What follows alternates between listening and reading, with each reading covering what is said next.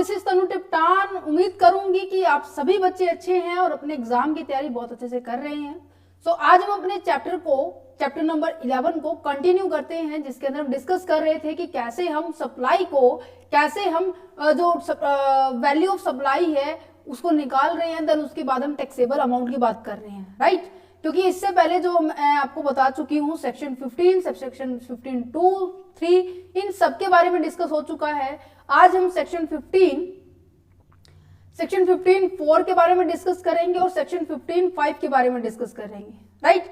सो आप प्लीज जो part A है इस वीडियो का जरूर देख लीजिए, क्योंकि कहीं ना कहीं ये बेस रहने वाला है आज की वीडियो का, ठीक है। देखो, हमने ट्रांजैक्शन वैल्यू को डिस्कस किया था। ट्रांजैक्शन वैल्यू में ये बात की थी कि आपको दो कंडीशन सेटिस्फाइड करनी होगी। पहली कंडीशन कौन सी थी कि आपका जो सप्लायर है, जो आपका जो रिसिपिएंट है, ये आपस में रिलेटेड पर्सन नहीं होने चाहिए। दूसरी डिस्कस क्या की थी कि जो प्राइस है वो सोल कंसिडरेशन होना चाहिए। क्या होना चाहिए? Sole consideration. कहने का मतलब कि गुड्स के बदले प्राइस अमाउंट जानी चाहिए, उसके बदले ये नहीं कि गुड्स के बदले गुड्स दे रहे हो थोड़ा बहुत अमाउंट दे रहे हैं, ऐसा नहीं होना चाहिए। अदरवाइज उसको हम ट्रांजैक्शन वैल्यू के बेस पर टैक्सेबल वैल्यू नहीं मानेंगे। ये डिस्कस किया था। देन सेक्शन 15 सबसेक्शन 2 में हमने उन पॉइंट्स को डिस्कस किया था कि जो हमारी वैल्यू ऑफ टैक्सेबल जो सप्लाई है उसके अंदर हमें ऐड करने ही करने थे। जैसे कि सेक्शन 15(2) सबसेक्शन ए में कौन क्या बात थी? टैक्स, ड्यूटी, फीस, पेनल्टीज, इनकी बात की जाती थी। सेक्शन 15(2) के अंदर देखो, मैं आपको दिखा भी देती हूँ, तो भी कहें कि मैम तो ऐसी कर रहे हैं बातें, ऐसे बता रहे हैं हवा में, नहीं, हमने किए थे ये सभी पॉइंट्स, हमने डिस्कस किए थे, विद एग्जांपल डिस्कस किए थे। 15(1) के अंदर ये था। 15(2) सबसेक्शन बी के अंदर हमने क्या क्या था कि ऐसे कुछ एक्सपेंसेस होते हैं जो कि सप्लायर के बेसिस पे कौन पे करता है? रिसिपिएंट पे करता है, बट जो भी अमाउंट उसने पे किया उसकी एक्चुअल अमाउंट में ऐड होंगे। देन उसके बाद हमने इंसिडेंटल एक्सपेंसेस के बारे में बात किए थे। वो सारे खर्चे जैसे कि कमीशन हो गया, पैकिंग हो गए, ये सभी के सभी क्या होंगे? हमारी जो एक्चुअल वैल्यू है सप्लाई की उसके अंदर ऐड होंगे। देखो, हमने बहुत अच्छे अच्छे एग्जांपल लिए थे, उम्मीद करूंगी कि आप इन सबको देखें। इसी तरह से सारे के सारे सेक्शन हो चुके थे। देन उसके बाद हमने सेक्शन 15 सबसेक्शन 3 को डिस्कस किया था, जो कि किसके बारे में बात कर रहा था कि वो डिस्काउंट जो कि बाहर है, एक्सक्लूड है, कहां से? वैल्यू ऑफ सप्लाई से। क्योंकि अगर ये बाहर है तो नॉर्मल सी बात है, टैक्स की जो रेट है जो अप्लाई होगी और देन उसके बाद जो अमाउंट निकलेगी वो क्या होगी? कम होगी। वो कौन कौन से सिनेरियो थे वो हमने यहाँ पे डिस्कस किए थे, राइट। तो आज हम बढ़ते हैं सेक्शन 15 सबसेक्शन 4 के ऊपर। वो बात करता है कि अगर जो भी आपने सेक्शन 15(1) में पढ़ा, जो भी सेक्शन 15(2) में पढ़ा, सेक्शन 15(3) में जो आपने डिस्कस किया, अगर आप इनके बेस पे भी आप क्या नहीं कर पा रहे हो, अपनी जो टैक्स की जो वैल्यू है उसको डिसाइड नहीं कर पा रहे हो, डिटरमाइन नहीं कर पा रहे हो, तो आप सेक्शन 15(4) के अंदर जो रूल लिखे हुए हैं ना 27 से लेकर 35 तक, उन रूल्स को क्या करो? फॉलो करो। देखो, यहां पर आपको आपकी बुक के अंदर क्या पता है भाई? रूल नंबर 1, 2, 3, 4, 5, 6, 7, 8, 9 के बेस पे आपको दिए हुए, या फिर ऐसा भी हो सकता है कि आपको एग्जैक्ट 27, 28, 29, 30, 31, 32, 33, 34, 35 ऐसे दिए हो। सो मैं आपको पहले बता रही हूं, अगर मैंने ऐसे लिखे हुए रूल नंबर 1, 2, 3 तो आप समझ जाना कि 27, 28, 29, 30 ऐसे बात हो रही है, ओके। ये कहते हैं कि अगर सेक्शन 15(1), सेक्शन 15(2), 3 ये अगर आपके फर्स्ट स्टेप में अप्लाई करने के बाद आप ट्रांजैक्शन वैल्यू को डिटरमाइन करने में टोटली इनकैपेबल है, बिल्कुल आप अप्लाई ही नहीं कर पा रहे हो, तो आपका सेकंड स्टेप आ जाता है कि आप सेक्शन 15 के अंदर जो रूल्स लिखे हुए हैं उन रूल्स को फॉलो करो। तो सबसे पहले जो रूल नंबर 1 है वो क्या कहता है कि अगर ऐसी सप्लाई है जिसके अंदर जो कंसिडरेशन है पूरा मनी में नहीं है। हमने एक एग्जाम्पल लिया था सेक्शन 15(1) को ही डिस्कस करते वक्त, हमने एक मोबाइल फोन खरीदा था, है ना, और उस मोबाइल फोन को वो जो वैल्यू थी वो 10,000 रुपए थी, और उसके बदले में आपने क्या दिए थे? उसको 10,000 रुपए ही दिए थे, सप्लायर को 10,000 रुपए ही दिए थे। अब ये कह रहे हैं कि ये भी तो हो सकता है भाई कि 5,000 रुपए, सॉरी 5 नहीं 7,000 रुपए आपने कैश में दिए हो, ठीक है, मनी में है ये, और जो पुराना फोन आपने उसको दिया वो 3,000 रुपए का आपका सेल हो गया है, ठीक है। तो यहां पर कुछ अमाउंट मनी में है, कुछ जो अमाउंट मनी में होनी चाहिए वो इन केस ऑफ द एक्सचेंज में है। तो इस केस में हम कैसे डिसाइड करेंगे कि जो हमारी ट्रांजैक्शन वैल्यू है, जो टैक्सेबल वैल्यू है, वो कौन सी होगी? तो रूल नंबर यही डिफाइन करता है क्या कि in case of the money के केस में आपको पूरा कंसीडरेशन नहीं मिल रहा है, तो सेक्शन जो rule number 1A, rule number 1B, rule number 1C, rule number 1D। देखो ये तो आपको देखते ही समझ में आ गया होगा कि रूल नंबर 1A क्या कहता है कि ऐसा केस है और आपको ओपन मार्केट अवेलेबल है कि आपको ये पता है कि मार्केट में इसका रेट ये चल रहा है, तो उस केस में उसकी जो आपने ट्रांजेक्शन की है 10,000 रुपए, वो ना लेते हुए मैं कह रही हूँ कि चलो उसकी मार्केट जो वैल्यू है ना वो 12,000 रुपए है, तो इस केस में जो ट्रांजेक्शन वैल्यू होगी वो 12,000 रुपए होगी, 10,000 रुपए नहीं होगी, क्योंकि आपको यहाँ पर 7,000 रुपए क्या मिले हैं, कैश में मिले हैं, और 3,000 रुपए फोन के एक्सचेंज में मिले हैं। ठीक है, तो इस केस में जो 12,000 होंगे वो हमारी क्या होगी, एक्चुअल ट्रांजेक्शन वैल्यू होगी। इन केस अगर मार्केट वैल्यू आपके पास अवेलेबल नहीं है, नॉट अवेलेबल, तो इस केस में हम ये देखेंगे कि जो आपकी जो कंसिडरेशन जो थी मनी, वो अब कंसिडरेशन मनी कितनी थी, कैश में जो मनी है वो 7,000 रुपए है, और monetary value of the consideration not in the money, उसकी जो भी आपको सामान मिला है उसकी मनी के अंदर वैल्यू कितनी है उनकी बात करेंगे। मान लो मार्केट में उस जो पुराने फोन की जो वैल्यू है वो 4,000 रुपए है, तो इस केस में इन दोनों को ऐड करके हम क्या मानेंगे, हम ट्रांजेक्शन वैल्यू मानेंगे। अब देखो इसने तो 3,000 रुपए लिए इस पुराने फोन के, बट मार्केट वैल्यू तो उसकी 4,000 ही है ना, तो इस केस में हम एक तो कंसिडरेशन वैल्यू देखेंगे और मॉनेटरी वैल्यू देखेंगे जो कि आपको कंसिडरेशन में नहीं मिली। ठीक है, रूल नंबर 1C क्या कहता है कि अगर आपको मार्केट वैल्यू भी नहीं दी है, आपको जो मार्केट वैल्यू जो आपको सामान की भी नहीं पता जो आपको मिल रहा है, तो उस केस में ये देखा जाएगा कि जो समान वे से उस मार्केट में अवेलेबल, जैसे कि इसके अंदर ना एक एग्जांपल लिया जा सकता है कि जैसे कि मैं एक ऐसा प्रोडक्ट लॉन्च कर रही हूं जो अभी मार्केट में अवेलेबल तो है, ठीक है, बट आपने फर्स्ट टाइम लॉन्च किया है, तो उसका प्राइस क्या सेट करना चाहिए। ऑब्वियस सी बात है, साइड में एक दुकानदार है, आप भी उसी दुकान को ऑपरेट उसी तरह की सामान को ऑपरेट करना चाह रहे हो, साइड में फास्ट फूड वाले की दुकान है तो आप भी फास्ट फूड का सामान चलाना चाह रहे हो, तो नॉर्मल सी बात है, ऑब्वियस सी बात है, जो प्राइस उस दुकान के होंगे, पहली दुकान के होंगे, वही प्राइस तो आप रखोगे ना। अगर आपने उससे महंगे रख दिए तो नॉर्मल सी बात है मार्केट से तो पहले ही आउट हो जाओगे, है ना। अगर आपने कम रख दिए तो मार्केट वाले आपको रहने नहीं देंगे यहाँ पे।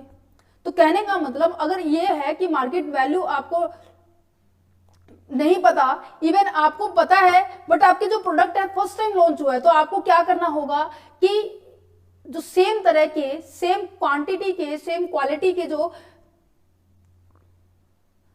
क्वालिटी आएगा बच्चे यहाँ पे, जो सेम क्वालिटी के जो प्रोडक्ट हैं उनसे आपको मैच करना होगा आपकी सप्लाई को। Is it clear.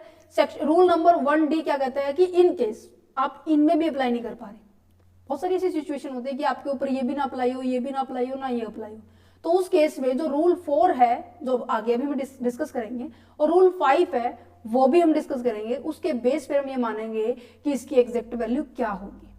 ठीक है, समझ में आ गया। रूल नंबर 1 यही था सारा। अब मैं इसको थियोरेटिकल पॉइंट से समझाती हूँ।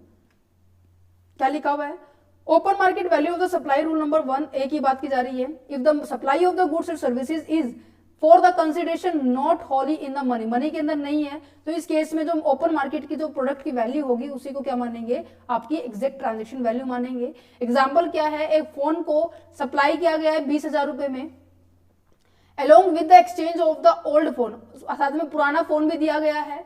if the price of the new phone without the exchange is 24,000, अगर उसका जो प्राइस है बिना एक्सचेंज के आप लेते तो उसका 24,000 रुपए होते। ठीक है, तो नॉर्मल सी बात है, इसकी मार्केट वैल्यू दी है तो इसी को हम क्या मानेंगे, ट्रांजेक्शन वैल्यू मानेंगे। अगर मार्केट वैल्यू आपको अवेलेबल नहीं है तो उस केस में हम ये देखेंगे कि जो उसकी जो मॉनेटरी वैल्यू है उस फोन की जो आपको दिया है उसकी, वो हम ऐड करेंगे। मार्केट वैल्यू की बात की जा रही है, जो एग्जैक्ट में आपको ट्रांजेक्शन सप्लाई की है उसकी वैल्यू देखेंगे, उन दोनों को ऐड कर देंगे।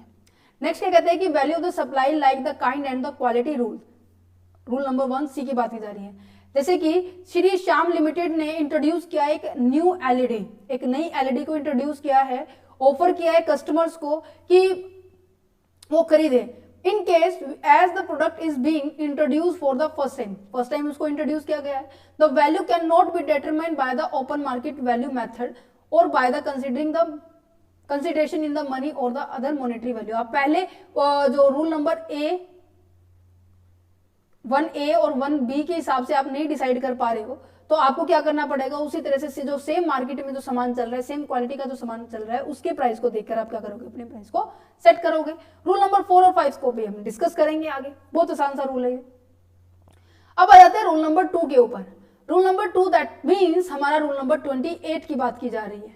क्या कहता है कि अगर सप्लाई हो रही है किसके बीच में, डिस्टिंक्ट पर्सन के बीच में, रिलेटेड पर्सन के बीच में, तो क्या किसे हम मानेंगे, किस वैल्यू को हम मानेंगे, वैल्यू ऑफ सप्लाई। बट यहाँ पे देखो क्या लिखा हुआ है, other than through an agent, क्योंकि एजेंट का जो रूल है ना, रूल नंबर 3 में दिखाया हुआ है। बिना एजेंट के अगर आप सामान क्या कर रहे हो, सप्लाई कर रहे हो सर्विसेज की, डिस्टिंक्ट पर्सन को समझते हो, जो मैंने आपको समझाया था चैप्टर नंबर 10 में भी समझाया था, चैप्टर नंबर 7 में भी डिस्कस किया था, इवन 4 में भी टैक्सेबल इवेंट के अंदर भी डिस्कस किया था। का मतलब वो पर्सन होता है जो क्या करता है, एक पैन नंबर से डिफरेंट क्या करता है, रजिस्ट्रेशन नंबर ले लेता है, डिफरेंट ब्रांचेस ओपन कर लेता है। तो जीएसटी के पर्पज से, टैक्स के जो रूल के हिसाब से उन सबको क्या माना जाएगा, डिस्टिंक्ट पर्सन माना जाएगा, अलग अलग पर्सन माना जाएगा, सेपरेट लीगल एंटिटी कहा जाता है। या फिर ट्रांजेक्शन रिलेटेड पर्सन में हो रही है, रिलेटेड पर्सन समझते हैं जैसे कि जो आपकी जो ऑफिसर्स हैं, ओनर है, एम्प्लॉयर एम्प्लॉई है, पार्टनर है, या फिर कोई थर्ड पार्टी है, इनके बीच में हो रहा है। तो उस केस में हम कैसे ट्रांजेक्शन वैल्यू डिसाइड करेंगे, तो यहाँ पे रूल आ जाते हैं 3। पहला रूल क्या कहता है कि अगर आपके पास ओपन मार्केट की जो वैल्यू अवेलेबल है तो उसी को मानेंगे। ठीक है, अब मैंने कहा कि जैसे कि आपकी फूफा जी ने आपको जो बाइक है वो 20,000 रुपए की दे दी है, बट उसकी एक्चुअल वैल्यू क्या है, 28,000 रुपए है। तो मार्केट में ये रेट अवेलेबल है कि 28,000 रुपए की होनी चाहिए, बट आपने क्या किया, 20,000 रुपए की ही खरीद ली। तो इस केस में क्या है, जो ट्रांजेक्शन वैल्यू क्या मानी जाएगी, 28,000 रुपए ही मानी जाएगी।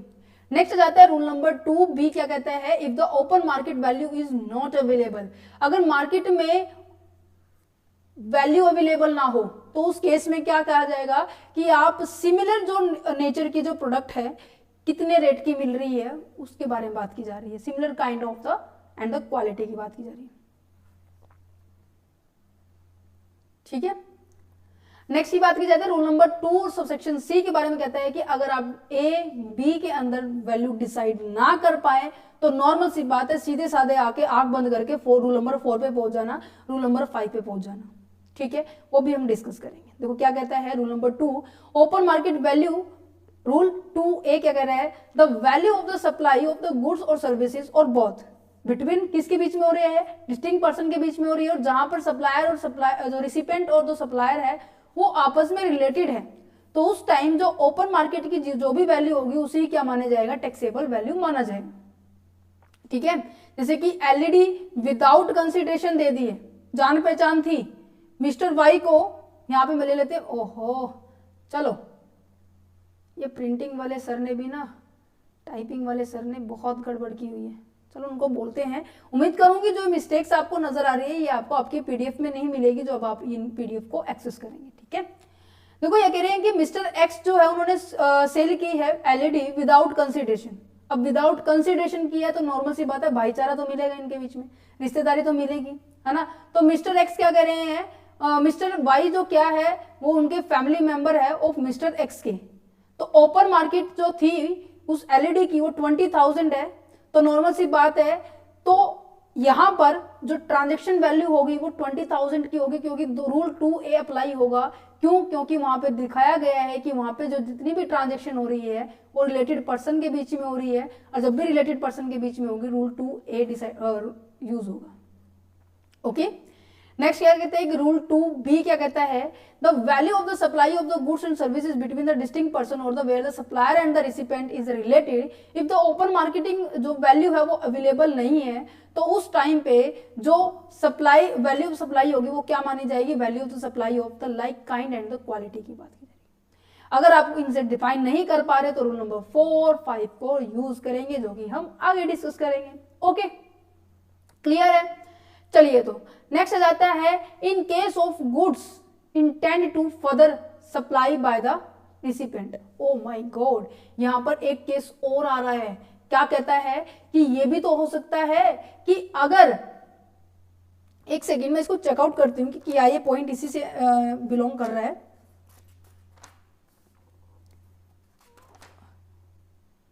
यस, ये इसी से बिलोंग करेगा। क्या कह रहा है कि in case of the goods intended for the further supply by the recipient, ऐसा भी तो हो सकता है कि इवन पर्सन रिलेटेड हो, इवन वो डिस्टिंक्ट पर्सन हो, बट जो ये मैं कह रही हूं कि जो सप्लायर है, ये जो सेलर है, एक सेकेंड, ये आ गया आपका सप्लायर, ये आपका आ गया रिसिपिएंट, ये दोनों एक दूसरे से रिलेटेड पर्सन है। तो सरकार ने कहा कि चलो ठीक है, कोई बात नहीं, हम ओपन मार्केट का कंसेप्ट लगा लेंगे। चलो जी, वो भी नहीं अप्लाई हो रहा तो हम क्या लगा लेंगे, काइंड एंड क्वालिटी वाला कंसेप्ट लगा लेंगे। वो भी नहीं हो रहा तो रूल नंबर 4 और 5 लगा लेंगे। चलो वो भी अप्लाई नहीं हो रहा तो ऐसा भी तो हो सकता है, जब ये सप्लायर इसको सामान सेल कर रहा है और इसका मेन मकसद क्या है कि आगे अपने बिजनेस के अंदर उसको यूज करना है, दैट मीन्स कि ये अपने बिजनेस को आगे बढ़ाने के लिए, या फिर मैं कहूं कि जो रिसिपिएंट है आगे फर्दर सप्लाई करना चाह रहा है, तो इस केस में जो ट्रांजैक्शन वैल्यू क्या मानी जाएगी, जो भी उस प्रोडक्ट की वैल्यू, जैसे कि हमारे प्रोडक्ट की वैल्यू 20,000 थी, तो ट्रांजैक्शन वैल्यू 20,000 नहीं मान के हम इसका 90% हिस्सा क्या लेंगे, इसकी ट्रांजैक्शन वैल्यू मानेंगे, क्योंकि नॉर्मल सी बात है भाई 10% तो ये भी कमाएगा, तो यहाँ पे इसकी ट्रांजैक्शन वैल्यू मानेंगे और इसी के ऊपर क्या होगा, फिर हमारा जीएसटी की जो रेट है वो एप्लीकेबल होगी। तो यहाँ पे 18,000 रुपए का जो सामान यहाँ पे इसको कंसीडर किया जाएगा। तो यहाँ पे यही लिखा हुआ है, in case of the goods intended for the further supply by the recipient, recipient के द्वारा लिया जो जा रहा है ना, उसका मेन इंटेंशन क्या है कि उसकी आगे फर्दर सप्लाई करनी है। तो इस केस में जो वैल्यू ऑफ सप्लाई होगी ना, वो क्या माना जाएगा, सप्लायर के पास ये ऑप्शन है कि वो 90% of the price charged for the supply of the goods and services like the kind and the quality by the recipient from his customer, अपने कस्टमर से वो केवल 90% ही क्या चार्ज करे, वो ट्रांजैक्शन वैल्यू के बेस पे उससे चार्ज करे। ओके, चलिए तो अब आगे बढ़ते हैं हमारे रूल नंबर 3 के ऊपर। क्या कहते हैं कि value of the supply of a goods made और रिसीव्ड थ्रू एन एजेंट, अगर आपको किसी एजेंट के थ्रू सप्लाई मिल रही है तो उस टाइम पे हम किसे हम ट्रांजैक्शन वैल्यू मानेंगे। देखो, इसका एक एग्जांपल लेते हैं, देन आपको और अच्छे से समझ में आ जाएगा। ये है प्रिंसिपल, अब थ्रू एजेंट मिल रही है तो नॉर्मल सी बात है, उसको सामान प्रोवाइड करने वाला जो उसके जो मेन जो पॉइंट है वो कहाँ से ऑपरेट हो रहा होगा, प्रिंसिपल। इसने इनको दिया, यहाँ पर एजेंट के पास आ गया भाई, ठीक है। एजेंट ने क्या किया, कस्टमर को दिया, ठीक है। अब एजेंट प्रिंसिपल से कितनी वैल्यू में ये अमाउंट मिला था, ये मान लो कि जो ये अमाउंट है इसको कितने में मिला था, कोई भी सामान ले लीजिए, वो मिला है भाई 500 रुपए में, ठीक है। देन ये जो सप्लाई कर रहा है वो मिला है, वो कर रहा है 600 रुपए में। एक और सप्लायर से मान लो कि ये क्या कर रहा है, चिप्स की डीलिंग कर रहे हैं, प्रिंसिपल से इसको चिप्स की जो प्राइस पड़े हैं 500 रुपए, किसी और जो सप्लायर से क्या कर रहा है, ये सामान खरीद रहा है जो कि 550 रुपए से दे रहा है, देन उसके बाद ये कस्टमर को दे रहा है, ठीक है। अब यहां पर ये डिसाइड करना मुश्किल है कि वो 550 को ट्रांजैक्शन सप्लाई माने या फिर 500 को ट्रांजैक्शन सप्लाई माने या फिर 600 को ट्रांजैक्शन सप्लाई माने। तो यहाँ पे गवर्नमेंट ने ये रूल बनाया है क्या, कि जो आप कस्टमर को प्रोवाइड कर रहे हो या तो उसका 90% या फिर आप किसी अदर सप्लायर से सेम प्रोडक्ट की ट्रांजेक्शन किया जा रहा है उसकी वैल्यू लेंगे, विच एवर इज लोअर होगा, राइट। देखो यहाँ पे क्या लिखा हुआ है कि ओपन मार्केट वैल्यू और द 90%, ओपन मार्केट जो वैल्यू क्या है उस प्रोडक्ट की, और जो आपकी 90% ऑफ द प्राइस जो चार्ज किया जाएगा सप्लाई के ऊपर, 90% किसके ऊपर चार्ज किया जा रहा है, कस्टमर को जो आपने दिया है, ओपन मार्केट जो आपने सप्लायर से, किसी और सप्लायर से वही सामान लिया है। अब किसी और से सप्लायर से 550 का लिया है, कस्टमर को 600 का लिया है, इसके ऊपर 90% की बात की जा रही है, तो ये आ गया 540 का, राइट। तो यहां पे देखो क्या लिखा हुआ है कि okay okay okay okay okay, ठीक है जी। देखो क्या लिखा हुआ है, the value of the supply of the goods between the principal and his agent shall be the open market value of the goods being supplied, ठीक है। और at the option of the supplier, supplier के पास ये option भी है कि 90% of the price charge for the supply of a goods, या तो जो भी आपने सप्लाई की है गुड्स की, या तो उसकी 90% चार्ज कर ले, या फिर आप किसी और सप्लायर के through of the like and kind of the quantity by the recipient of his customer not being be a related person where the goods are to be intended for the further supply to be said। समझ में आ गया? कहने का मतलब कि उसका जो main purpose क्या है, पहली बात तो वो रिलेटेड पर्सन नहीं होना चाहिए, जिसको आप सप्लाई कर रहे हैं उसका मेन काम क्या होना चाहिए कि आगे जो क्या है फर्दर सप्लाई करनी होगी, जिस भी कस्टमर को आपने दिया उसका 90% लेना, या फिर जो ओपन मार्केट जो है उसकी वैल्यू उसको लेना, जो भी विचावर इज क्या होगा, विचावर इज एक्सीड होगा वो आपको क्या लेस होगा वो आपको क्या है, आप उसकी ट्रांजैक्शन वैल्यू मानेंगे। ठीक है, चलिए तो यहाँ पे ये डिफाइन किया गया है। अगर आप इससे भी आप डिफाइन नहीं कर पा रहे हैं तो रूल नंबर 4 और रूल नंबर 5 के थ्रू आप क्या कर सकते हो, आप अपनी वैल्यू को क्या कर सकते हो, डिटरमाइन कर सकते हो। अब बात इसी की आएगी भाई रूल नंबर 4 क्या, इतनी देर से कह रहा है कि rule number 4 rule number 4 rule number 4 5 क्या है, उसको डिस्कस करते हैं। रूल नंबर 4 ये कहता है कि जितनी भी आप ट्रांजैक्शन वैल्यू डिसाइड करेंगे वो सारी की सारी कॉस्ट पर होगी। कॉस्ट दैट मीन्स अगर आप मैन्युफैक्चरर है तो नॉर्मल सी बात है, जो सामान है उसको प्रोड्यूस करने की कॉस्ट आती होगी, है ना। अगर आपने किसी से सामान खरीदा है तो दैट मीन्स आप कोई ट्रेडर है, कोई आप बिजनेस चलाते हैं, तो नॉर्मल सी बात है आपको खरीदने की जो कॉस्ट आती होगी। अगर आप मैन्युफैक्चरर हैं तो उसके लिए उसको क्या नाम दिया जा रहा है, तो कॉस्ट ऑफ प्रोडक्शन कहते हैं। अगर आप कोई ट्रेडर है तो उसको नाम दिया जा रहा है कॉस्ट ऑफ एक्विजिशन, की सामान खरीदने की लागत आपके ऊपर इतनी है। तो उस टाइम जो ट्रांजैक्शन वैल्यू डिसाइड की जाएगी, जो आपकी जो वैल्यू है ना उसका 110% करना है। मान लो कोई सामान आपने 1000 रुपए में खरीदा, ठीक है, आपकी एक्विजिशन कॉस्ट इतनी है और उसके हमें क्या करना पड़ेगा, 110% करना पड़ेगा। दैट मीन्स अगर मैं सिंपल सा लॉजिक निकालूं तो यहाँ पर 100% तो लेना ही लेना है और उसका 10% और लेना है। तो अगर मैं 10% करूं तो यहाँ पर हो जाएगा 1000 प्लस 100 रुपए, तो दैट मीन्स 1100 रुपए हमारे क्या होगी, हमारी ट्रांजेक्शन वैल्यू होगी। ओके, यहाँ पे एग्जाम्पल दिया हुआ है, आप पढ़ सकते हैं। चलो मैं आपको पढ़ के ही बता देती हूँ। ये कहते हैं कि Z limited has sold a product to mister D. Z limited ने क्या किया, मिस्टर डी को एक सामान भेजा जो कि 90,000 रुपए का था। मिस्टर डी जो कि होल्ड कर रहा है 30% share in the Z limited, that means ये क्या है, रिलेटेड पर्सन है। Open market value of the product is not available, open market value भी नहीं पता आपको, ठीक है। और इवन काइंड एंड क्वालिटी का जो वैल्यू होती थी, वैल्यू सप्लाई होती थी, वो भी नहीं पता। तो नॉर्मल सी बात है, हमने क्या डिस्कस कर रहे हैं अभी तक कि अगर आपको ओपन मार्केट नहीं पता, काइंड एंड क्वालिटी के बारे में नहीं पता, उसके बेस पे जो कि आप प्राइस डिसाइड कर पा रहे थे, तो हमें क्या करना पड़ेगा, रूल नंबर 4 को अप्लाई कर सकते हैं, राइट। तो यहां पर हम ये देखेंगे कि जो परचेजिंग कॉस्ट है उस प्रोडक्ट की वो क्या होगी। ये कह रहा है कि परचेजिंग कॉस्ट हमारी क्या है, 1 लाख है, बट उन्होंने डील कितने में की है, 90,000 में, ठीक है। तो यहां पर जो ट्रांजेक्शन वैल्यू, जो मेन जो परचेजिंग कॉस्ट को लेके चलेंगे और साथ में इसका क्या कर देंगे, 110% करेंगे। जैसे ही हम 1 लाख का 110% करेंगे तो यहाँ पर 1,10,000 हमारा क्या हो जाएगा, हमारी ट्रांजेक्शन वैल्यू आ जाएगी। ओके, अब बात कर लेते हैं रेजिडुअल मेथड। मींस कि अगर आपको अभी तक जितना भी हमने पढ़ा, क्या पढ़ा है हमने, रूल नंबर 1 2 3 4 पढ़ लिया हमने, राइट। रूल नंबर 1 क्या था, जब आपको मॉनेटरी वैल्यू में ना दिया। रूल नंबर 2 क्या था, जब हमारे पास क्या है, डिस्टिंक्ट पर्सन और रिलेटेड पर्सन की बात की जा रही है। जब ये 3rd क्या था कि एजेंट के द्वारा आपको क्या किया जा रहा है, सर्विसेज प्रोवाइड की जा रही है। फिर आ जाता है 4th की, अगर कॉस्ट के बेस पर अगर बात की जा रही है, अगर इनके बेस पे आप क्या नहीं कर पा रहे हो, डिसाइड नहीं कर पा रहे हो, तो आप क्या कर पाएंगे, रूल नंबर 5 को अप्लाई कर पाएंगे। तो इसको भी हमने क्या किया हुआ है, 2 पार्ट्स में डिवाइड किया हुआ है, गुड्स के बेसिस पे एंड सर्विसेज के बेसिस पे। क्या देखो कैसे डिवाइड किया हुआ है। In case of the goods and the services both की बात करेंगे, और इन केस ऑफ द सर्विसेज के बारे में बात करेंगे। अगर बोथ के बारे में बात की जा रही है कि आप पहला, दूसरा, तीसरा, चौथा, चारों रूल में से एक भी अप्लाई नहीं कर पाए कि ये डिसाइड करने में कि वैल्यू सप्लाई होगी क्या, तो आप रूल नंबर 5 डिसाइड करेंगे। क्या कहता है कि जैसे भी सुटेबल है, जैसे भी आपको सुटेबिलिटी लग रही है, वैसे आप कर लो, उसका वैल्यू डिसाइड कर लो, ठीक है।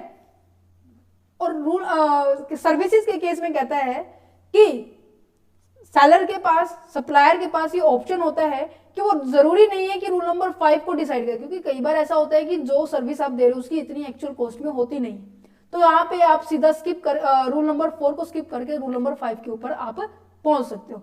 सिंपल सा है, दैट मीन्स आपकी सुटेबिलिटी और आपकी कंसिस्टेंट के ऊपर बात की जा रही है, प्रिंसिपल प्रोविजंस के ऊपर बात की जा रही है, जो कि नॉर्मल प्रोविजन है, जो कि सेक्शन 15 के अंदर हमने डिस्कस किए थे CGST एक्ट 2017 के अंदर। ओके, चलो तो रूल नंबर 6 के ऊपर बढ़ते हैं। रूल नंबर 6 क्या कहता है, determine of the value in respect of the certain supply.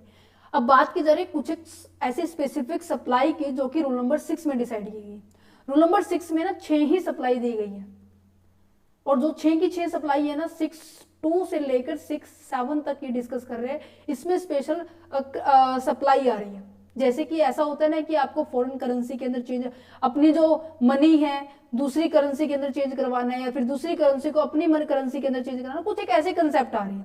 तो अगर आप इस तरह की सर्विस प्रोवाइड करते हैं तो यहां पर तो सबसे पहले क्या लिखा हुआ है, value of the supply when the currency is exchange. जब करेंसी को क्या किया जाता है, एक्सचेंज की बात की जा रही है, तो रूल नंबर 6.2 के अंदर की बात की जा रही है।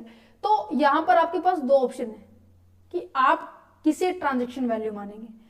दो ऑप्शन है, पहला ऑप्शन तो क्या है, जब जिसके अंदर हम करेंसी के एक्सचेंज के बारे में बात कर रहे हैं, और दूसरा ऑप्शन ये है कि जहां पर हम ये डिसाइड करेंगे कि करेंसी की अमाउंट क्या है, करेंसी की अमाउंट पे उस रेट उस परसेंटेज को डिसाइड किया गया। तो सबसे पहले हम करेंसी की बात कर लेते हैं। अगर मैंने कहा कि एक पर्सन है मिस्टर एक्स, वो चाहता है कि जो उसके पास जो अमाउंट है ना इंडियन रुपीज है ना, वो यूएसए के डॉलर में कन्वर्ट हो जाए, इंडियन रुपीज यूएसए में डॉलर के में कन्वर्ट हो जाए, या फिर वो चाहते हैं कि जो यूएसए के डॉलर है ना वो इंडियन के रुपीज में कन्वर्ट हो जाए। तो कहने का मतलब पहली सिचुएशन वो है जहां पर इंडियन रुपीज शामिल होती है, दैट मींस या तो आप इंडियन रुपीज में कन्वर्ट करवाना चाहते हो या फिर इंडियन रुपीज को कन्वर्ट करवाना चाहते हो। ठीक है, दूसरा बात ये कहती है कि जहां पर इंडियन रुपीज का कोई मामला नहीं है, दूसरा एक तो है पाउंड और दूसरी है यूएसए डॉलर, या तो पाउंड या फिर यूएसए, मींस कि other than the Indian currency आप दूसरी कंट्री की करेंसी को आप क्या करना चाह रहे हो, एक्सचेंज करना चाह रहे हो आपस में, एक उसका दायरा दिया हुआ है। तो सबसे पहले हम इंडियन करेंसी की बारे में बात करेंगे। क्या कह रहे हैं कि case 1 currency is exchange from और टू इंडियन रुपीज। अगर आप इंडिया की रुपीज में करवाना चाह रहे हो या फिर आप इंडिया को किसी अदर कंट्री की करेंसी के अंदर अपनाना चाह रहे हो, तो वहां पर जो आरबीआई की रेफरेंस रेट होगी उससे कंपेयर किया जाएगा। आरबीआई की रेफरेंस रेट का मतलब क्या है कि एक स्पेसिफिक रेट दी जाती है, उसके साथ हम कंपेयर करेंगे। एक तो आपने जो भी जिस रेट से आपने उस करेंसी को बाय किया होगा या फिर आप सेल करना चाह रहे हो, उसमें से माइनस करेंगे। मान लो कि आपकी जो बाइंग रेट आप ले लेते हैं, हम 20% लेते हैं, आरबीआई कहता है कि नहीं 12% होगी, तो कहीं ना कहीं यहाँ पे 8% आपकी क्या हो जाएगी, वैल्यू ऑफ द टैक्सेबल क्या हो जाएगी, value of the transaction value मानी जाएगी। और उसकी एग्जैक्ट अमाउंट निकालने के लिए हमें क्या करना पड़ेगा, उनकी यूनिट से क्या करना पड़ेगा, कंपेयर करना पड़ेगा। जस्ट एग्जांपल है, कभी आप सोचोगे ये, क्योंकि जो भी मैं अभी आपको समझा रही हूँ जीएसटी के अंदर जो प्रोविजंस है रेगुलर बेसिस पे, इवन मैं कहूंगी जैसे भी हमारे भारत के अंदर जो बजट पास किया जाता है उसके अंदर जो भी कुछ ना कुछ जो चेंजेस होते हैं इसके अंदर अमेंड होते चले जाते हैं। तो आप जैसे भी अगर वीडियो देख रहे हैं तो एक बार आप क्या करना है, आपको ऑनलाइन सर्च करना है और उनके अमेंडमेंट्स को चेकआउट करना है कि क्या हुई या नहीं हुई है। ठीक है, तो यहाँ पे आपको यूनिट से मल्टीप्लाई करना पड़ेगा, बट उससे पहले जो आपकी सेलिंग रेट है उसकी बाइंग रेट है माइनस करना होगा आरबीआई की रेफरेंस से। इन केस अगर आरबीआई ने रेफरेंस नहीं दी हो तो उस केस में ये देखा जाएगा कि कितनी अमाउंट है इंडियन रुपीज की ग्रोस जो अमाउंट है प्रोवाइड की जा रही है एक पर्सन के द्वारा, उसका हम क्या करेंगे 1% चार्ज करेंगे, क्या उसकी टैक्सेबल वैल्यू। ठीक है, समझ पा रहे हो क्या कह रहा है कि if the RBI reference rate for a currency is not available, RBI की रेफरेंस रेट अवेलेबल नहीं है, तो इस केस में हम वैल्यू ऑफ सप्लाई कैसे डिसाइड करेंगे, 1% of the gross amount of the Indian जो करेंसी आप या तो प्रोवाइड कर रहे हैं या फिर रिसीव कर रहे हो। मान लो कि आप कन्वर्ट करवाना चाह रहे हो, ठीक है, तो आपको मिलेंगे। अगर आप देना चाह रहे हो किसी को तो नॉर्मल सी बात, आप किसी को प्रोवाइड करें तो उसकी 1% को क्या मानेंगे, हम टैक्सेबल ट्रांजैक्शन वैल्यू मानेंगे। ठीक है, चलो तो नेक्स्ट आ जाता है कि neither the currency exchange in India rupees. ये कहते हैं कि अगर अभी हमने पढ़ा ना कि अगर ये तो हो गया पहले केस के बारे में कि इंडिया का रेफरेंस, आरबीआई का रेफरेंस है तो उसको लेंगे, माइनस कर देंगे हमारी सेलिंग पॉइंट से, ठीक है, और इनटू में यूनिट से मल्टीप्लाई कर देंगे। अगर आरबीआई का रेफरेंस नहीं है तो उस केस में हम क्या करेंगे, 1% ऑफ द ग्रॉस अमाउंट जो भी आपको रिसीव हो रही है या फिर आपको प्रोवाइड कर रहे हैं उसकी बात कर रहे हैं। अगर इंडिया करेंसी का रोल ही नहीं है भाई, उस केस में क्या करेंगे, तो उसमें हम ये देखेंगे कि जो डॉलर आप पाउंड में कन्वर्ट करना चाह रहे हैं, जो पाउंड आप डॉलर में कन्वर्ट करना चाह रहे हैं, अगर मैं उसको इंडियन रुपीज में कन्वर्ट करूं तो इंडियन रुपीज में कन्वर्ट करूं तो उसकी वैल्यू क्या होगी भाई, दैट मींस इनकी वैल्यू को हम इंडियन रुपीज में कन्वर्ट करके देखेंगे। समझ में आ गया? तो ये कह रहे हैं कि अगर मान लो कि दोनों जो पाउंड की जो वैल्यू है इंडियन रुपीज में कन्वर्ट करने के बाद आ गया जैसे कि 50 लाख आ गई है, ठीक है, और जब डॉलर को हमने कन्वर्ट किया तो एग्जांपल, ठीक है, मैं आपको जस्ट एग्जांपल दे रहा हूं, ये आ गया 60 लाख, तो जो भी लोअर होगा उसे हम क्या मानेंगे, ट्रांजैक्शन वैल्यू मानेंगे। तो यहाँ पे एग्जम्पशंस है, आपको इनको याद करना होगा। ओके, क्या कह रखा है कि in case where neither of the currency exchange in Indian rupees, जब इंडियन रुपीज में करेंसी नहीं होती है तो उस केस में the value shall be equal to the 1% of the lesser of the two amount the person charging the money would have received by the converting any of the two country into the Indian rupees। जब उन दोनों country की जो money को convert कर देंगे Indian rupees में और उनमें से जो भी लेसर होगी उसका हम 1% क्या कंसिडर करेंगे, value of transaction value decide करेंगे। अब आपके पास दूसरा पॉइंट क्या था कि अगर इंडियन रुपीज इनकी परसेंटेज की बात नहीं करें, वहां पे अमाउंट देखा जा रहा है कितना पैसा आप उसको कन्वर्ट करना चाह रहे हैं, तो वहां पे जो रेट डिसाइड पता है कैसे होगी। पहला सिनेरियो क्या दिया हुआ है कि अगर आपकी मिनिमम अमाउंट जो 250 रुपए है और मैक्सिमम 1 लाख है, तो उस केस में जो ट्रांजेक्शन वैल्यू होगी 1 लाख रुपए 1% होगी आपकी ग्रोस अमाउंट की। मान लो मैं लेके चल रही हूँ कि आपकी जो अमाउंट है, जो करेंसी की जो अमाउंट है जो आपको एक्सचेंज करवानी है वो 1 लाख रुपए है। एक सेकेंड, ये तो काफी ज्यादा लाख हो गए हैं, ये 10 लाख कर दिए मैंने भी, चलो ये है भाई 1 लाख रुपए। अब इस 1 लाख रुपए का 1% करेंगे ना, वो हमारी क्या होगी, वैल्यू ऑफ सप्लाई होगी। दैट मीन्स ये 1000 रुपए क्या होगी, हमारी वैल्यू ऑफ सप्लाई होगी। इन केस अगर मेरी वैल्यू जो अमाउंट है जो मुझे एक्सचेंज करवानी है वो 1 लाख से 10 लाख तक की अमाउंट आ जाए तो फिर कितने परसेंट लगेगा भाई, वो कहता है कि 0.5% लगेगा। आप ये कहेंगे कि वाह इससे बढ़िया तो हम इसको कन्वर्ट करवा रहे। क्या आपको आगे नजर पड़ रही है आपकी इसके ऊपर, ये 1000 रुपए इसमें ऐड किया हुआ है। क्या कहता है कि ठीक है आपकी मिनिमम अमाउंट 1 लाख से 10 लाख की आप एक्सचेंज करवाना चाहते हैं, इट्स ओके, बट आपको यहां पर जो वैल्यू ऑफ सप्लाई कितनी मानी जाएगी, 1000 रुपए। तो ये जो कि ये कहते हैं कि हमने यहाँ पे ना ऑलरेडी आपको कैलकुलेट करके दी हुई है, ठीक है, ठीक है जी। अब यहां पर ये तो ठीक है 1 लाख से लेके 10 लाख, अब पहले 1 लाख के ऊपर तो 1000 रुपए लग गया भाई। अब इनके बीच का जो बैलेंस कितना बचा, आप जल्दी से मुझे रिस्पॉन्स कीजिए, 9 लाख, शाबाश। अब इस 9 लाख के ऊपर 0.5% क्या लगेगा, हमारा जीएसटी की जो रेट है वो अप्लीकेबल होगी। देन उसके बाद जैसे कि मैं इसको कैलकुलेट करूं तो 1000 यहां हो जाएगा, 9 लाख के ऊपर 5% करेंगे, 9 लाख के ऊपर हम 0.5% करेंगे तो यहां पर ये हो जाएगा 4500 रुपीज। दैट मीन्स आपकी जो टोटल जो वैल्यू ऑफ सप्लाई होगी वो आपकी होगी 5500। Is it clear, is it clear, समझ में आ रहा है?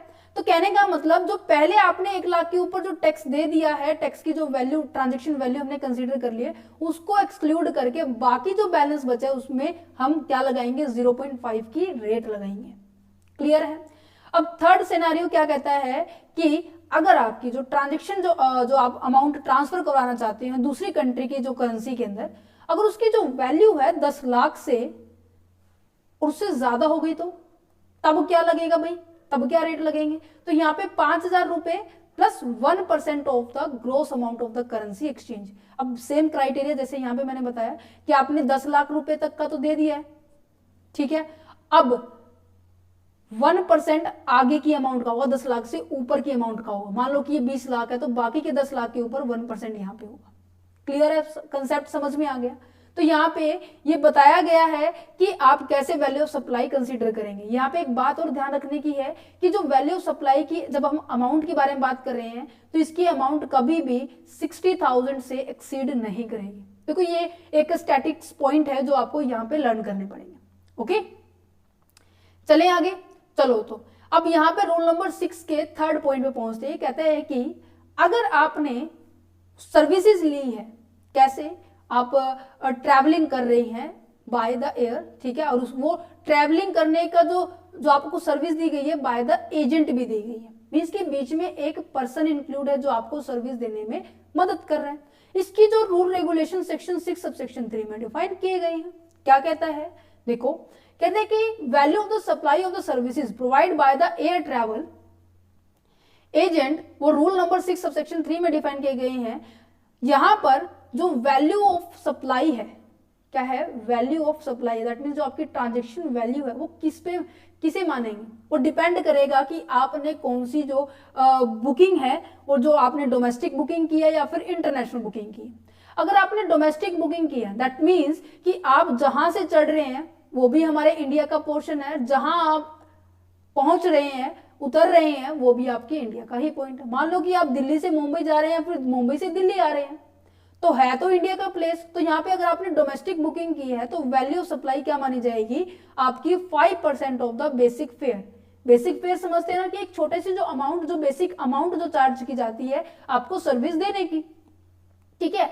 अगर आपने इंडिया से यूएसए की आपने टिकट को बुक करवाया है with the help of the agent, then उस टाइम हम 10% ऑफ द बेसिक फेयर क्या मानेंगे, वैल्यू ऑफ सप्लाई मानेंगे। Is it clear?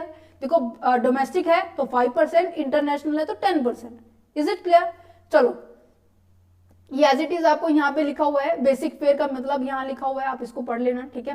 Next point पे बढ़ते हैं। क्या कहते हैं कि रूल नंबर 6 सबसेक्शन 4 के बारे में ये कहते हैं कि अगर आपने कोई सर्विस ली है लाइफ इंश्योरेंस की तो उस केस में वैल्यू ऑफ सप्लाई किसे कंसीडर करेंगे।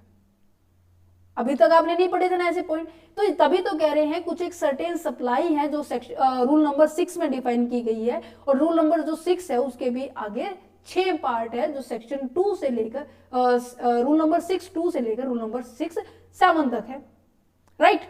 तो यहाँ पे देखो क्या कहते हैं कि अगर आपने जो इंश्योरेंस है, आपकी जो इंश्योरेंस करवाने का जो मेन पर्पस है वो रिस्क को कवर करने के मेन पर्पस था। अगर आप रिस्क को कवर करने के लिए करवा रहे हैं तो कहीं ना कहीं वो इस रूल में एप्लीकेबल नहीं होंगे। दैट मीन्स इस रूल के जो रूल रेगुलेशन है वही एप्लीकेबल नहीं होंगे। अगर आपका जो मेन पर्पस है, प्रीमियम आपने पे किया है special for the risk cover करने के लिए, तो उसके लिए ये रूल नंबर जो 6(4) है वो एप्लीकेबल नहीं होगा। बाकी जैसे कि अगर आपने इंश्योरेंस करवाया, क्योंकि जो इंश्योरेंस होता है, आपने जब आपने इंश्योरेंस का जो सब्जेक्ट किया था वहां पे जब आप इंश्योरेंस करवाते हैं तो इंश्योरेंस को हम एश्योरेंस कहते हैं। कहीं ना कहीं वो हमारी इन्वेस्टमेंट होती है ना, क्योंकि जो आप पैसा लगाते हैं वो पैसा क्या पता कंपनी कहीं और लगा दे, क्या पता कहीं और लगा दे। अगर आपको उसकी इंफॉर्मेशन पता है, उसका क्राइटेरिया अलग दिया हुआ है। अगर आपको उसकी इंफॉर्मेशन का नहीं पता, आपने सीधा 1 साल के अंदर सारा का सारा प्रीमियम दे दिया, उसका अलग क्राइटेरिया है, ठीक है। अगर आप ऐसे क्वार्टरली या फिर मंथली बेसिस पे दे रहे हैं तो उसका क्राइटेरिया यहाँ पे अलग डिफाइन किया गया। ये कहते हैं कि इसमें केवल वही इंश्योरेंस की पॉइंट को ऐड करेंगे जो कि इन्वेस्टमेंट बेसिस पे किसी ने इन्वेस्ट किया होगा, ठीक है। तो सबसे पहले बात करते हैं, मैं आपको सीधा यहाँ पे ये पिक्चर के थ्रू समझाना चाहूंगी, देन हम सीधा टेबल पे चलेंगे, थ्योरी आप पढ़ लेना, ठीक है, क्योंकि यही बातें एज इट इज यहाँ पे लिखी हुई है। क्या कह रहे हैं कि value of the supply of the services to in relation to the life insurance business, rule क्या कह रहे हैं, रूल नंबर 6(4) इसको डिफाइन करता है।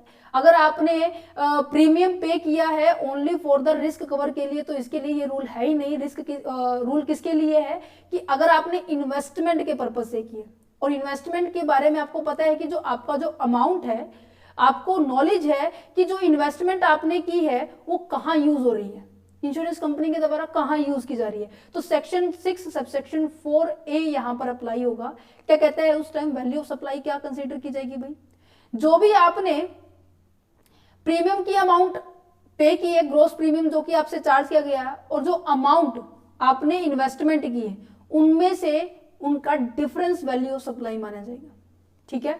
नेक्स्ट रूल क्या कहते हैं कि अगर आपने एक ही टाइम पे इसकी सारा का सारा प्रीमियम एक साथ दे दिया, ठीक है, इसको हम क्या बोल सकते हैं, लमसम, लमसम, ठीक है, कि आपने सारा का सारा पैसा एक साथ दे दिया, तो उस टाइम आपकी जो सिंगल प्रीमियम जो आपने दिया है ना, उसका 10% क्या माना जाएगा, वैल्यू ऑफ सप्लाई माना जाएगा, ठीक है। ऐसा कुछ हुआ तो क्या करेंगे कि आपने जो प्रीमियम है ऐसे अलग अलग पार्ट्स में डिवाइड करके दिया है, जैसे कि पूरा ना देकर आपने क्या कर दिया, जैसे कि 10,000 को 3 बारी में ऐसे दिया है, तो ऐसा क्या होगा, अगर आपने फर्स्ट प्रीमियम पहले ईयर में जो दी है, मान लो कि आपने 3,000 रुपए यहाँ दे दिए, ठीक है, टोटल 10,000 रुपए, 3,000 यहाँ दे दिया, 2,000 यहाँ दे दिया, फिर लास्ट ईयर आपने 5,000 रुपए दे दिए, तो इस केस में जो आपकी जो वैल्यू ऑफ सप्लाई कंसीडर की जाएगी, जो फर्स्ट ईयर में जितना अमाउंट दिया है ना प्रीमियम का, उसका 25% क्या माना जाएगा, वैल्यू ऑफ सप्लाई मानेंगे। सेकेंड ईयर में जैसे भी आगे साल बढ़ते चले जाएंगे वैसे वैसे उसके ऊपर 12.5% क्या माना जाएगा, वैल्यू ऑफ सप्लाई कंसीडर की जाएगी, ठीक है। ये स्टैटिक पोर्शन है, मैं फिर बोल रही हूँ, आपको ये थोड़ा सा लर्न करना पड़ेगा। हाँ, अगर इस वीडियो को आप 2 से 3 बार आप देख लोगे तो 100% श्योर है कि आपको ये जो कंसेप्ट है बिल्कुल ऐसे टिप्स पे हो जाएंगे, ठीक है। नेक्स्ट अगर बात की जाए रूल नंबर 6.4 क्या कहता है कि अगर आपने प्रीमियम पे किया है रिस्क के कवर करने के लिए, तो वो तो उसके लिए तो कोई रूल है ही नहीं, तो यहाँ पे ये नील रहने वाला है पॉइंट, ओके। समझ में आ गया रूल नंबर जो 6 सबसेक्शन 4 आपको क्लियर। चलो तो आगे बढ़ते हैं, रूल नंबर जो 6 सबसेक्शन 5 के बारे में क्या कहता है कि ऐसी भी तो सर्विसेज लेते हो ना कि आप, जैसे कि आपने किसी से सेकंड हैंड गुड्स ले लिया, तो उसके लिए आप क्या ट्रांजैक्शन वैल्यू ट्रीट करेंगे। दैट मीन्स कि मान लो कि आपने कोई मोटरसाइकिल की बात हमने पहले भी की थी, ठीक है, आपने मोटरसाइकिल खरीदी है, आपने सेकंड हैंड खरीदी है, ठीक है, और वो कंडीशन ये है कि जो मान लो कि जो सेकंड हैंड जो मोटरसाइकिल खरीदी है आपने, बाइक खरीदी है, वो आपने 20,000 रुपए की खरीदी, ठीक है, तो यहां पर कंडीशन आपको 2 सेटिस्फाई करनी होगी इस ट्रांजैक्शन वैल्यू 20,000 को लेने के लिए। पहला कि उसके अंदर कुछ ज्यादा चेंज नहीं होना चाहिए, दैट मींस जो जैसी आपने खरीदी है उस जो सप्लायर था जिसने आपको सेल की है उसने भी उसी सिचुएशन में खरीदी होनी चाहिए, दैट मींस उसके अंदर ज्यादा मॉडिफिकेशन नहीं होना चाहिए, ज्यादा चेंजेस नहीं होनी चाहिए, ओके। तो यहाँ पे आप कैसे डिसाइड करेंगे कि इसकी जो ट्रांजैक्शन वैल्यू क्या होगी, कि पहली बात तो इसकी क्या नहीं होनी चाहिए, ज्यादा मॉडिफिकेशन नहीं होनी चाहिए। दूसरी कंडीशन क्या है कि जो भी आप वैल्यू ले रहे हैं ट्रांजैक्शन वैल्यू, वो नेगेटिव में नहीं होनी चाहिए। नेगेटिव क्यों बोला, क्योंकि जो ट्रांजैक्शन वैल्यू को कैलकुलेट करने का जो तरीका है वो क्या पता है क्या होता है, कि आपका जो सेलिंग प्राइस होता है माइनस के बाइंग प्राइस क्या होता है। वो भी किस केस में बात की जा रही है, रूल नंबर 6 सबसेक्शन 4 के बारे में बात की जा रही है। मान लो कि आपने जो बाइक है वो खरीदी 30,000 रुपए में थी, ठीक है, मैं जस्ट एग्जांपल ले रही हूं, ठीक है, और आपने जो सेल कर दी है, सॉरी यहाँ पे 30,000 रुपए आएगा, और आपने सेल कर दी 20,000 रुपए में, ठीक है, तो ऑब्वियस ही बात है नुकसान हुआ है आपको, राइट, ठीक है। अगर आपकी कोई ऐसे कंपोनेंट है जो आपने खरीदा मान लो 10,000 रुपए में था, बट आप उसको सेल क्या कर रहे हो, ज्यादा में कर रहे हो, जैसे कि गोल्ड होता है, सिल्वर होता है, ठीक है, इनके जो प्राइस है ज्यादा चांसेस होते हैं कि वो बढ़ते हुए में आप मोस्ट ऑफ क्या करते हो, सेल करते हो। और जो ऐसे इक्विपमेंट होते हैं, इलेक्ट्रॉनिक गैजेट्स होती हैं, अगर आप कोई भी सामान जैसे कि कोई भी मोबाइल फोन ले लेते हो, एक बार खरीदने के बाद क्या होता है, उसकी वैल्यू क्या होती है, डिक्रीज हो जाती है। तो अगर ऐसा केस है तो कभी भी आप नेगेटिव वैल्यू को ट्रांजैक्शन वैल्यू नहीं ट्रीट करेंगे, वैल्यू सप्लाई नहीं मानेंगे। अगर आपकी क्या है 10,000 में आपने खरीदी थी, सेल कर दी आपने 15,000 में, तो ये जो 5,000 रुपए का डिफरेंस है इसको हम क्या मानेंगे, वैल्यू सप्लाई मानेंगे। कंडीशन आपको याद रखनी, नेगेटिव में नहीं होना चाहिए, दूसरा उसके अंदर ज्यादा मॉडिफिकेशन नहीं होनी चाहिए, ओके। चलिए तो आगे बढ़ते हैं, रूल नंबर 6 सबसेक्शन 4 के अंदर ये कहता है कि जब जैसे कि आप टोकन की सर्विस लेते हैं, वाउचर की सर्विस लेते हैं, कूपन की सर्विस लेते हैं, स्टैंप की सर्विस लेते हैं, राइट, ये सर्विसेज आपने लिए, क्योंकि ये जो पॉइंट है ना हमने चैप्टर नंबर 9 में भी डिस्कस किया था, चैप्टर नंबर 10 में भी डिस्कस किया था, टाइम ऑफ सप्लाई में भी डिस्कस किया था कि टोकन वाउचर कूपन क्या होते हैं। देखो मैं इनको बार बार समझाऊंगी तो ऑब्वियस ही बात है हमारा जो ज्यादा टाइम वेस्ट हो जाएगा, राइट। तो हम सीधा बढ़ते हैं, इनको अगर आप सर्विस ले रहे हैं तो इस केस में तो वैल्यू ऑफ सप्लाई क्या मानेंगे, ठीक है, तो इस केस में मानेंगे money value of the goods and the services or both. आप जब भी उस टोकन का, आप जब भी उस कूपन का, आप जब भी उस वाउचर का, स्टैंप का यूज कर रहे हैं और उस यूज करने के बाद आपको ये पता लग रहा है कि मान लो कि आपने किसी जैसे कि अमेजोन से जो भी आपको जो वाउचर मिला है, आपने उस वाउचर को यूज करके आपने सामान खरीद लिया 2000 रुपए का, ठीक है। उस 2000 जो गुड्स की वैल्यू, जो भी आपने सामान खरीदा, उस जो गुड्स की वैल्यू होगी वो क्या मानेंगे, वैल्यू ऑफ सप्लाई मानेंगे। यहाँ पे ये कंसेप्ट है, बिल्कुल आसान से। दैट मीन जो गुड्स की वैल्यू है, जो सर्विसेज आपने ली है, उसकी जो वैल्यू होगी वही क्या मानेंगे हम, वैल्यू ऑफ सप्लाई मानेंगे। ये कौन डिफाइन कर रहा है, section rule number 6 subsection 6 define कर रहे हैं, ठीक है। चलिए तो अब हम बढ़ते हैं हमारे रूल नंबर 6 और सबसेक्शन 7 पर। ये कुछ एक ऐसा रूल है जैसे कि हमारा जो सेक्शन 15 सबसेक्शन 5 के अंदर बात की जा रही थी कि ऐसे स्पेसिफिक प्रोविजंस है, स्पेसिफिक गुड्स एंड सर्विसेज की जो एक्टिविटी है, जो गवर्नमेंट के द्वारा क्या की गई है, नोटिफाइड की गई है according to the recommendation of the GST council. तो ये कहीं ना कहीं आपका रिपीटेड पॉइंट है, ठीक है। नेक्स्ट अब बढ़ते हैं रूल नंबर 7 पर। देखो अभी तक हम ना रूल नंबर 6 को डिस्कस कर रहे थे, जिसके अंदर 6 पॉइंट्स को हमने डिस्कस किया और ऐसी सर्टेन सप्लाईज को हमने डिस्कस किया जो कि अभी तक हमने डिस्कस नहीं किया था, है ना। तो चलो जी रूल नंबर 7 पे पहुंचते हैं। क्या कहते हैं कि supply, value of the supply of services in case of the pure agent. Pure agent का मतलब क्या है, एक ऐसा पर्सन जो स्पेशली अपने के उस पर्सन उसके लिए काम कर रहा है, ओनर के लिए काम कर रहा है, प्रिंसिपल के लिए काम कर रहा है। जैसे कि मैं आपको इसको एग्जांपल के साथ समझाती हूं। यहां पर देखो ये पर्सन है, ये हमारा क्या है, यहां पर मेन रिसिपिएंट है, और आपका जो यहां पर ये क्या है, सप्लायर, जो कि एज अ एजेंट की काम कर रहा है। सप्लायर क्यों कहा गया इसको, क्योंकि ये क्या कर रहा है, अपनी सर्विसेज इस रिसिपिएंट को प्रोवाइड कर रहा है, और जो भी सर्विसेज प्रोवाइड कर रहा है उसके बदले में ये जो पर्सन है उसको क्या कर रहा है, चार्ज दे रहा है, अमाउंट दे रहा है, ठीक है। चलो जी बात ठीक है। अब तो इसका मतलब नॉर्मल सी बात ये है कि जो रिसिपिएंट के बेस पे जो सप्लायर है, ये जो एजेंट है, वो क्या करेगा, इसका सारा काम करेगा। मान लो कि ये कंपनी ऑपरेट करता है, मिस्टर, ये इसको ए ले लेते हैं, इसको बी। ये मिस्टर ए क्या कर रहा है, अपने जो कंपनी ऑपरेट कर रहा है, तो कंपनी के रिगार्डिंग जो भी काम होंगे, नॉर्मल सी बात है, चाहे आपको रजिस्ट्रार ऑफिस के अंदर जाना है, प्रोस्पेक्टस जमा करवाना है, मेमोरेंडम में चेंज करवाना है, आर्टिकल में चेंज करवाना है, तो उसके बेस पे ये जो एजेंट है वो कर रहा है काम। चलो जी ये क्या चला गया, आपके इस ऑफिस में चला गया कुछ चेंज करवाने में, और उस वहां पर उसकी फीस लग गई भाई उस काम करवाने की। जैसे कि नॉर्मल हम जैसे लाइसेंस बनवाते हैं या फिर हम कोई भी डॉक्यूमेंट बनवाते हैं, पासपोर्ट वीजा बनवाते हैं, हमारी एक फीस लगती है ना, तो उसी की बात की जा रही है। इसकी भी फीस लगी भाई, 1000 रुपए यहाँ पे फीस लगी। तो अब यहाँ पे क्वेश्चन क्या है, किसे वैल्यू ऑफ सप्लाई मानेंगे, क्या हम इसे वैल्यू ऑफ सप्लाई मानेंगे जो इसकी फीस लगी है, या फिर इसे सप्लाई मानेंगे जो कि इसको नॉर्मली बेसिस पे जो सर्विसेज के अगेंस्ट उसको जो मनी मिलती थी। जैसे कि मान लो इसकी जो ये जो अमाउंट है वो 10,000 रुपए इसको देता था, तो इस केस में किसे हम ट्रीट करेंगे वैल्यू ऑफ सप्लाई, जल्दी से बताइए। तो इस केस में हम वैल्यू ऑफ सप्लाई 10,000 को मानेंगे, इसको नहीं मानेंगे, क्योंकि ये किसके बेस पे किया है, इसने रिसिपिएंट के बेस पे किया है। अब रिसिपिएंट की रिस्पॉन्सिबिलिटी बनती है कि वो इस एजेंट को इसकी भरपाई दे, और क्यों दे, क्योंकि इसके बेस पर इसने इस थर्ड पार्टी जो ब्रांच में गया, ये रजिस्ट्रार ऑफिस के अंदर गया, वहां पे इसने काम किया, तो नॉर्मल सी बात है इस ए कंपनी के और जो ब्रांच है इसके बीच में रिलेशन था, राइट। तो इनके बीच में जो रिलेशन था, इसने तो केवल हेल्प की है, ठीक है। तो यहाँ पे जो वैल्यू ऑफ सप्लाई होगी वो 10,000 रुपए होगी। तो यहाँ पे क्या लिखा हुआ है कि ऐसी सर्विसेज जो प्रोवाइड की गई है प्योर एजेंट के द्वारा। प्योर एजेंट का मतलब क्या है कि उसने क्या, वो क्या है, कॉन्ट्रेक्चुअल एग्रीमेंट में है। नॉर्मल सी बात है, कॉन्ट्रेक्चुअल एग्रीमेंट में है, इसके और इसके बीच में एक एग्रीमेंट है कि आप मेरे प्रिंसिपल है और मैं आपका क्या हूं, एजेंट हूं, राइट। और जिसके बेस पे, प्रिंसिपल के बेस पे वो क्या कर रहा है, सारे के सारे काम वो परफॉर्म कर रहा है। Is it clear. नेक्स्ट क्या लिखा हुआ है कि neither intend to hold or nor hold any title of the goods or services or both, so proceed or supplied as a pure agent in the recipient of the supply. अब यहाँ पे पता है क्या कह रहा है, ऐसा तो नहीं होना चाहिए ना कि 1000 रुपये फीस लगी है, ये 500 रुपये जोड़ के फिर उससे ले रहा है, मीन्स की 1500 रुपये ले रहा है, नहीं ऐसा नहीं होना चाहिए।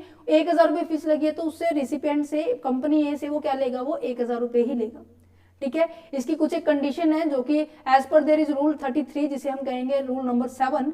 क्या लिखा हुआ है कि जो सप्लायर होना चाहिए,